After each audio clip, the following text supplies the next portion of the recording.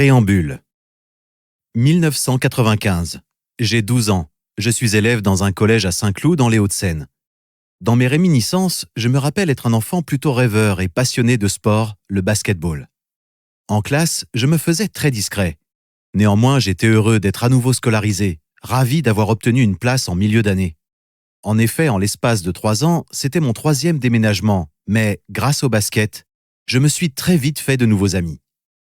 J'ai souvent été impressionné par la connaissance et l'autorité des professeurs, particulièrement par le charisme que dégageait l'enseignante de technologie. Elle avait pour coutume, en nous rendant nos copies, de faire des commentaires devant l'ensemble de la classe. Aujourd'hui encore, je me souviens de son sérieux et du silence qui régnait durant ses cours.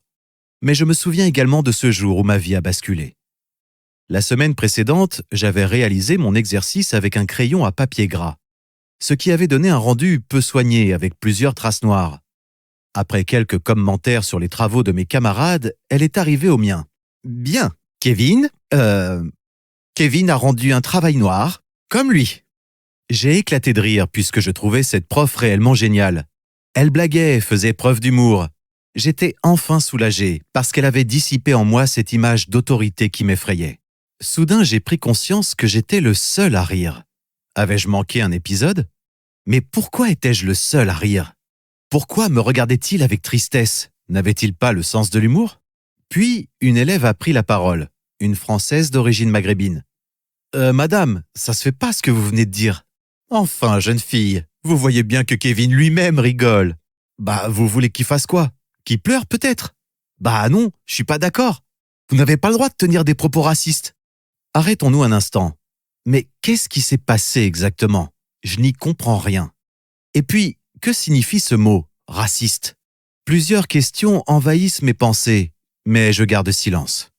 La sonnerie a retenti. Je me suis hâté de sortir quand cette élève a interrompu ma course. Elle m'a fixé droit dans les yeux, m'a pointé du doigt et m'a dit « Ne laisse plus jamais personne te parler de la sorte. Ne laisse personne te traiter de noir. Ne permets à personne d'avoir ce genre de propos à ton égard, d'accord ?» Au vu de sa posture, de son regard perçant et du son grave de sa voix, comme un enfant, j'ai acquiescé, sans pour autant tout saisir. Voyez-vous, je ne me levais jamais le matin en pensant noir ou blanc.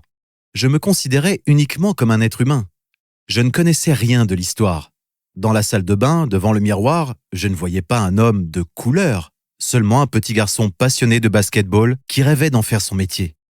Après cet événement, j'ai compris que je m'appelais Endan Dani, que j'étais noir et que j'avais 12 ans. C'est ce jour-là que ma vie a changé. Je suis devenu une personne à fleur de peau. J'ai pris conscience que j'étais scolarisé au sein d'un établissement de 400 collégiens, dont seulement 3 élèves de couleur, ma grande sœur, ma cousine et moi. Cette révélation a été un tournant dramatique de mon existence. Je suis passé ainsi du petit garçon sage à celui de délinquant.